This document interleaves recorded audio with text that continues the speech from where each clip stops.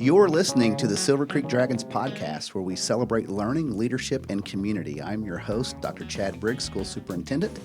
Each episode, we will share stories and updates about our students, staff, and programs that make Silver Creek such a special place to learn and grow. We'll also bring you highlights and key information from our most recent school board meetings to keep you informed and connected. Thanks for tuning in. Welcome again. Again, I'm Dr. Briggs, and I'm joined here today by Mr. Chris Rountree, School Board President. Mr. President, thanks for joining us. Well, thank you for having me. I appreciate it. You know, it's been a bit since we've last convened here. I was looking at some notes, and I think it was about 2.5 years ago, and then we put things on a pause with our construction projects and things of that nature. So, Chris, let's kind of reflect back. Let's if we could turn back time a little bit back to July 2020. A lot of things have changed since then. A lot of great things have changed. So, you want to just give some opening thoughts on kind of how we've gotten to where we are today? Yeah, July of 2020 was when we officially became our own school corporation, July 1st, actually. So a lot of things are different, and not just different from a standpoint of being our own school corporation. Things look different as well. I mean, if you just reflect back to when we did this 2.5 years ago, I think we were sitting in a broom closet or something, and now we have a great mass media center that we were just given a tour of, and couldn't do that. We couldn't offer those 120 kids that are taking this class with our old facilities. Right. You know, we've changed and we've upped and added classes with the space and allowing kids more dual credit opportunities, and it's only gonna expand and get better as we fit into this. Other than construction, I think that you'll notice that we've done a lot. Since we navigated 2020, we hired you. That was kind of the first step. We navigated through COVID. Mm-hmm. We navigated through a first construction phase, a second construction phase, a third, and now we're getting ready to venture into the fourth. Right. We tried to break them up into little smaller phases to make it a little bit easier on all those involved. Mm-hmm. So it's different. I think I hope our community recognizes it. I hope our staff recognizes it, and that most importantly, our students. Mm-hmm. And because that's ultimately who we do this for. Absolutely. Yeah. I agree. And thank you for being part of the hiring process there back in July of 21. Just to give our listeners who may not be fully aware, but our student enrollment since Silver Creek School Corporation formed 5 years ago has basically increased a little bit over 12.5%. That's brought with it great opportunities, great challenges. One of the opportunities was for us as a school district to get our salary and wages up with our employees. I think we're both very proud, as is the school board, that we've increased our salary and wages by about 37% over the last 4 to 5 years, and I think that is something that can't be minimized because that's major. We're very proud of that. That was one thing the 5 board members set out for in July of 2020. If I'm not mistaken, the starting pay for teachers when we became our own corporation was just a little over $35,000. That's correct. Mm-hmm. And now we've raised it to $48,000, yes. Which is a pretty good jump in a 5-year period. And of course, we want to do more. You know, everybody wants to pay their teachers more. There's some things with the state legislature now that has complicated that. Yes. And so we're going to continue to try to do what we can with being physically responsible for the corporation.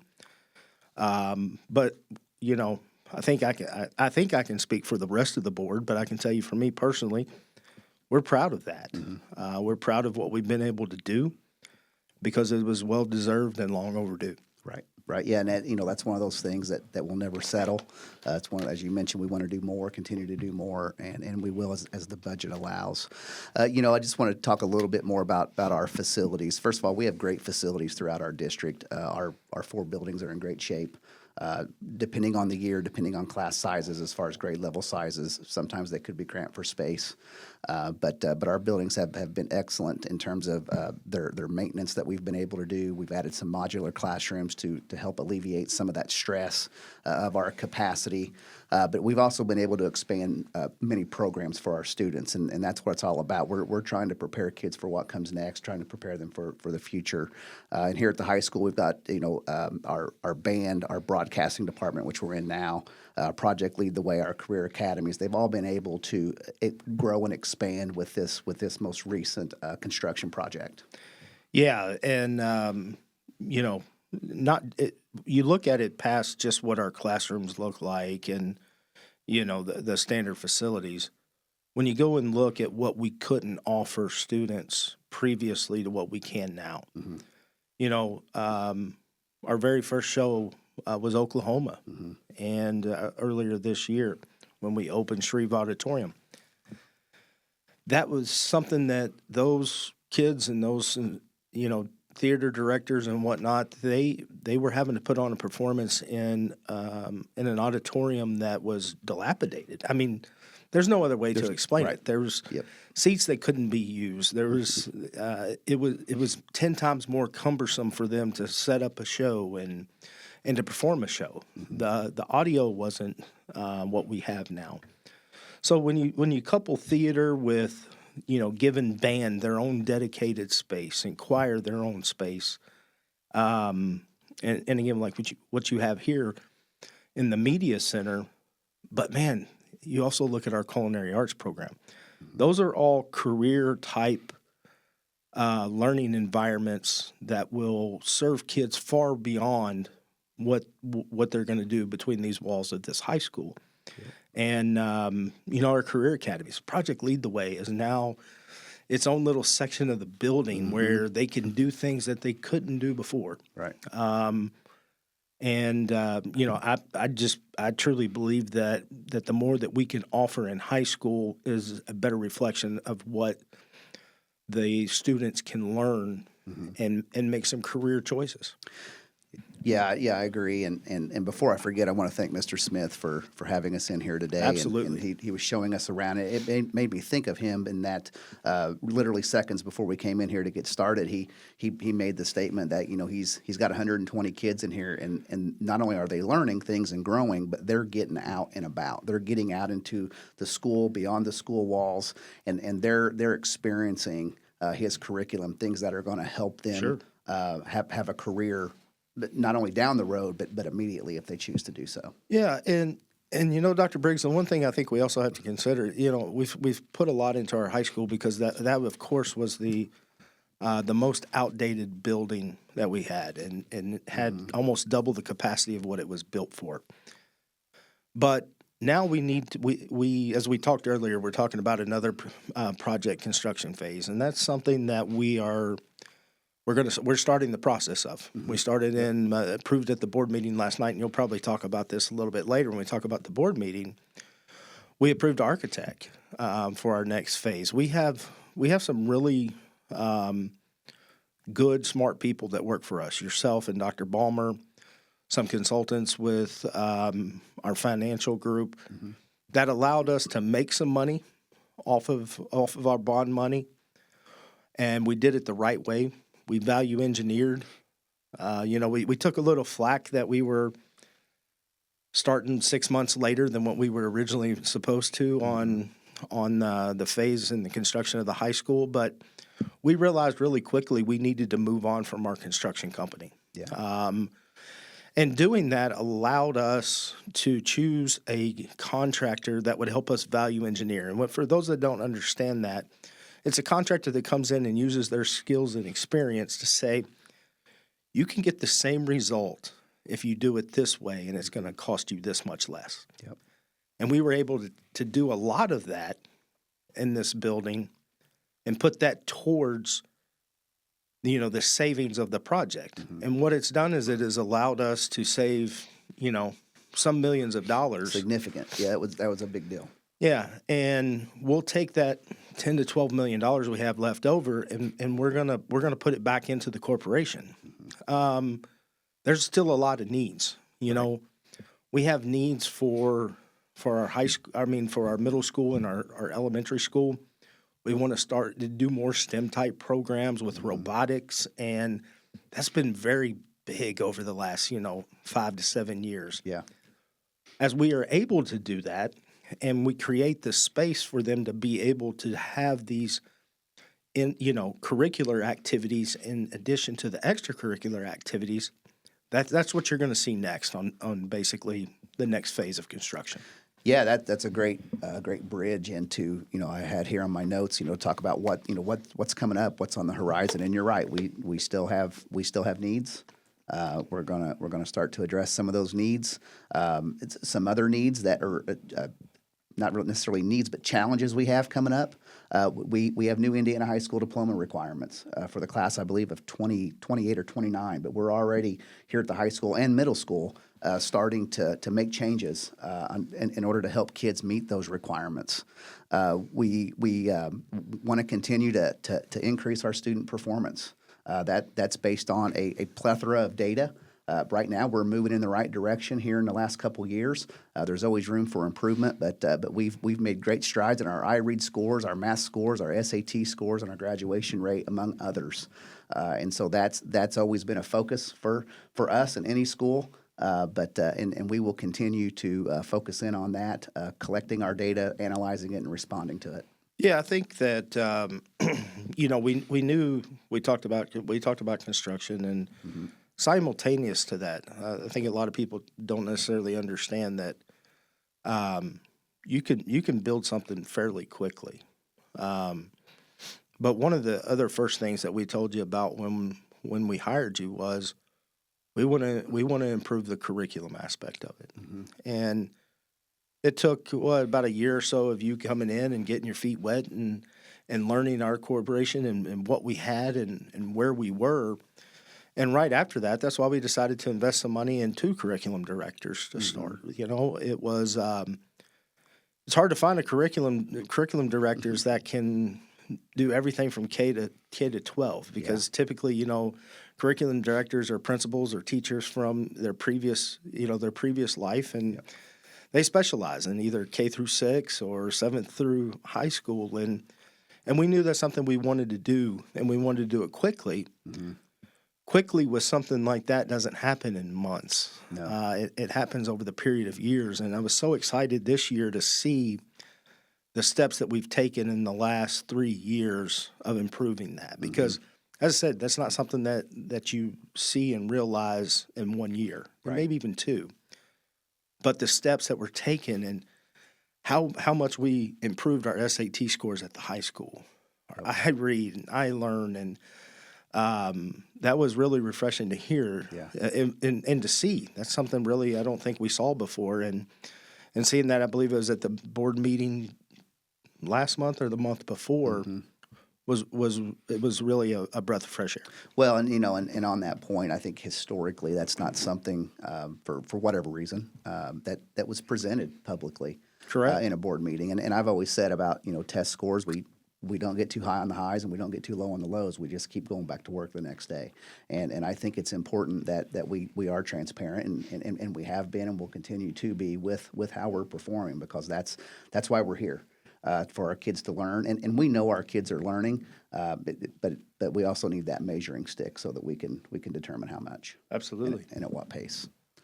Okay, so that brings us to the second part of this podcast today is last night's school board meeting. So to our listeners, hopefully as we move forward with each episode, it will be broken into 2 parts. One will be, of course, myself, and maybe I'll have a guest talking about a different topic. We alluded to our test scores and curriculum. That would be one topic moving forward. And then the other topic is to talk about the board meeting that recently happened. We had a board meeting last night on October 21st. First and foremost, we had a new location. We decided to take advantage of the space here at the high school, and so we're in the large group instruction room, which is really right across the hallway from Shreve Auditorium for those who may want to attend a board meeting in the future, and so that was nice. Looking at the agenda, We first started out getting recognized by Duke Energy and Train, where we've been able to save over $600,000 over the last handful of years, which kind of corresponded to the creation of our corporation. But Silver Creek Primary was awarded the Energy Star certification, and in talking to Dr. Balmer about that certification, he let me know that our other schools are well on their way to getting towards that as well. So that's huge. Yeah, it is because you think about it with a budget. A lot of people don't understand school finance, but you're paid per kid from an ADM standpoint, and the overwhelming majority of that goes to salary and benefits. Yep. And so a lot of times when you have to look at how you save money or cut operational costs, a lot of people don't understand how much it pays to pay the electricity bill around here. Got to keep the lights on. And especially the square footage that we have. So when you talk about saving $600,000 in a 5-year period of time, that's over $100,000 a year, and that's $100,000 a year that can be put towards students and in the different operational expenses that just save the corporation money. And I know it was easy to start with the primary school because it was the newer building, right? But now that we have other buildings that we know, especially partnering with Train and Duke and allowing them to come in and help us, man, that's only going to save us more money in the future. Absolutely. And big thanks to Dr. Balmer and Mr. Doyle for helping lead that charge. Also, at last night's board meeting, speaking of Dr. Balmer, he gave his third quarter financial report. The intent of these quarterly reports is, again, for transparency to our public, to let them know, kind of give them a snapshot. As you say, school finance is a very complex system. But we really want to kind of simplify it to a certain degree so that people at least have an understanding, at least kind of where our accounts are. So within each of his quarterly reports, he gives cash balances for education fund, operations fund, and rainy day fund. He did state last night that we've been able through our cost savings efforts, Dr. Balmer's been able to save $1.2 million here in 2025, and again, that is huge. That's another area. Anytime you can save some money, because it's not like you're sitting on it, not doing anything with it. You're just moving it from one place to the other. Right. Yeah. Dr. Balmer's done a great job. I've said numerous times that if I owned my own business, I would want Todd watching my money because he's about as frugal as you can get. He's looking at every aspect, and there's some things that you can change quickly, which there was some low-hanging fruit there for that $1.2 million in savings. And then he's also looking at the future to see what, over time, as contracts expire and things like that, where money can be saved. Yep. And Chad, as you know, with Senate Enrolled Act 1, we're going to need it. So for sure, Dr. Balmer's definitely going to have his work cut out for him as we take pretty much half of our operational dollars away from us. Yeah, it's big, and like we always say, I mean, we get it. It is what it is. We know the rules we play within, and we'll adapt and adjust, and collectively together we'll come up with some solutions that work. Absolutely, we always do. We always do. Absolutely. So moving on, we did approve 6 new classified employees. The school board approved our 5 safety plans. Each school has their safety plan, and the school corporation has their safety plan. So those are approved annually. And then that brings us to a couple Can I just say one thing before you move on? Absolutely. When you talk about people listening, we're talking about saving money, and you say we hired 6 new employees. Yep. Those are all replacements. They're not all new. They're not all new added to the budget. They're not additions. So, we welcome them. And we wish we could hire more, but unfortunately we're not at that point right now. But yeah, they're pretty much, I believe, all replacements from last night. Yeah, absolutely, and we wish we never had to hire anybody. Well, we get true. it. I mean, we get it. Great point. So moving on to, we had a discussion last night on potential school start times for next school year, for the 26-27 school year. And I gave a presentation, and that presentation to our listeners, that will be available through Parent Square, also on our website and through social media. But as I mentioned last night, this goes back about a couple years. when we first explored it, with our main priority at the time being how do we start our middle school and high school students later. Our middle school and high school students now start school at 7:40. Well, that's when school starts, so that means they got to get here a lot earlier than 7:40. So our initial goal that guided us through this process was to be able to do that. We explored a few things at the time, but then ultimately determined that we would revisit it at a later time. And also one of our other priorities was to get our staff some professional development time. When I came on 4+ years ago, we had very minimal professional development time, and as anyone knows in any occupation, you get better by learning and by being able to collaborate, and so that's a priority for us. Yeah, this feels like this has been a process for a long time. I said earlier, we've been here 5 years, and it seems to have flown by. But there's also times when it seems like that it's been forever. Yeah. And it seems like forever ago that we talked about this, but I know it really was only about a couple of years, and we put a lot of thought and strategy into the first plan. Mm-hmm. We did. But there were a few things that we realized needed to be tweaked. Mm-hmm. The two things that you said are very important, and there's also other sub-mitigating factors that make this an important decision as well, and some of that has to do with traffic congestion on campuses and Good point. and busing. We were running such a tight schedule on our buses that sometimes our pickups and drop-offs for our later starting kids, such as primary and elementary, were running late because we were just on such a tight schedule. So this gives high school and middle school students a little later start time because on average, I believe if you looked at all the school start times of high school students, you don't see many people starting before 8 o'clock. Yeah. And then what it also does is it allows some consistency to parents where we don't have the early dismissals, which is a byproduct of being able to have that professional development and planning time. Right. When you give your teachers more, a more of a planning time at that, at any grade level, K through 12, of course you're going to get a better result. And I think it's a win-win. Right. No more early dismissal of remembering that, hey, your kid's getting home earlier on Wednesdays than they used to. Yeah. That shock and awe factor of, oh, it's Wednesday. Right. I got to get home earlier to get Johnny off the bus. But I think those, like you mentioned, those are the two main reasons. But I could come up with a handful of other reasons that may be wildly not as important, but are still important for the school corporation.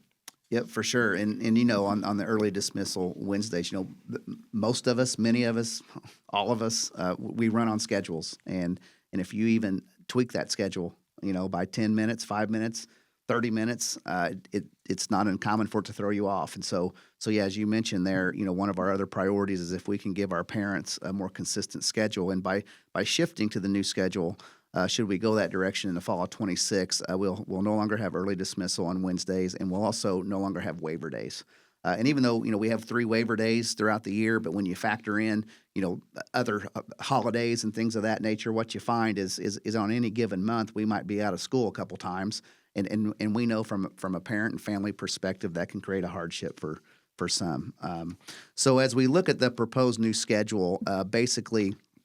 And again, what I'm about to say, all this it will be out there in the presentation. But for the primary and elementary school, we're looking at shifting their starting time by 20 minutes later, and for the middle school and high school, we're looking to shift their starting times by 20 minutes later as well. And just for our listeners, a couple years ago when we first started looking at this, our first thought was, can we just flip flop our older kids and our younger kids and start the younger kids earlier and the older kids later, and for a number of reasons that it was just not going to be feasible, and so we had to go look at it. Sounded good at the time. It sounded well. That'd be simple, but few things are ever simple. But yeah, once you see the presentation, if our families and of course our staff has been made aware of these things as they were part of the process. But if you've got any questions, you can email me. What I do ask is if you email me about a particular school schedule a potential change, that you also copy their principal. That way, we're both getting the same information.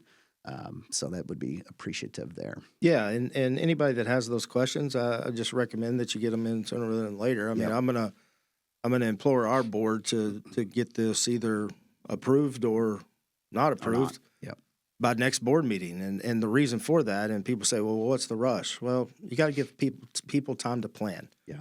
And I feel like if we can make that announcement and work through the finite details that still need to be worked through, giving you a 7-8 month head start of trying to figure that out versus approving it in April or May where there's not as much time. So please send those questions and concerns or even support. I mean, every now and then, Chad, I'd love to have an email of support. Yeah. Well, we get them. But yeah, you're right. Can't have too many of those either. So get those in, and I would love for our board to be able to make a decision on this come up next month. Yep. Wonderful. And that brings us to the last topic of last night. The board approved Dr. Bauman and I moving forward with an architect. They approved Lancer Associates. We did have a handful of proposals that were submitted, and based on their fees and based on their references, Lancer was definitely the unanimous choice by the board. And so, yeah, and with our approval of Lancer and Associates to become our architect here for our next group of projects, I guess we failed to mention. We want to let everybody know that what we still need in our immediate future is we need a permanent home for our robotics teams. We need to make sure we're maximizing our footprint here on this main campus in terms of transportation and our school buses. We need to explore potentially relocating or expanding our preschool. And we definitely need some court space. We need space for our teams to practice after school. Right now, we rent 2 facilities in the community because we don't have the gym space. And so working with Lancer and Shireman, our construction manager, we will be able to address those needs. Yeah, I think some people don't necessarily understand between athletics and club. Sometimes because of our limited space and I think it's generic that we say court space, but it's just space that you can take to turn a court into robotics or archery. We don't have facilities for wrestling. We were renting outside cheer space, and thanks to a donor for being able to do that for us. And so what this is going to do is it's going to allow our athletics and our clubs that and STEM programs to be able to have some room.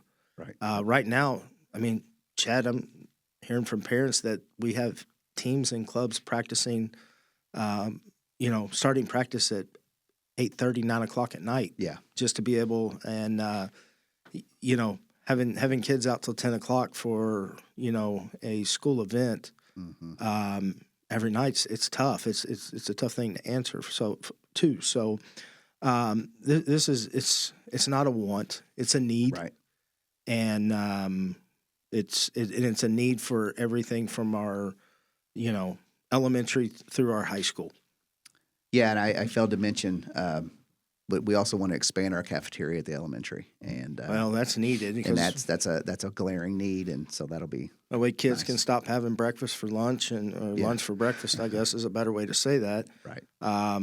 When you've got, I think Miss Myers has 8 or 9 lunch schedules now. Yep, she's got 8 starting of them. at I think 10:20 in the morning and not finishing till 1:30 maybe in the afternoon. That's a big spread, especially when you're talking about 2nd grade through 5th grade students. So it's much needed. Yep, for sure. Okay, Mr. President, I'll give you any closing comments, statements you'd like to make before I sign off here. It's been a wild 5 years, and I thank you for everything you've done. You have brought us from basically a starting school corporation to, I believe, when I talk to folks from around the state when we're at ISBA meetings and whatnot, while we may not be the largest school corporation, people know us, whether that's from being the only school to ever succeed from a school district or because of, construction projects that we were doing. And, you bring a very positive and impactful reputation to our district, and that's been appreciated. And, hey, who's to say we don't have a lot more time to do a lot more things? That's right. That's right. It's been great so far, and like everything else, what are we doing tomorrow and in the future? So we don't have to check my calendar. To check your calendar, absolutely. Well, okay. Thanks for joining us here on the Silver Creek Dragons podcast. Again, I'm Dr. Chad Briggs, School Superintendent. Be sure to catch our next episodes for more stories, updates, and school board highlights. Until then, take care and go Dragons.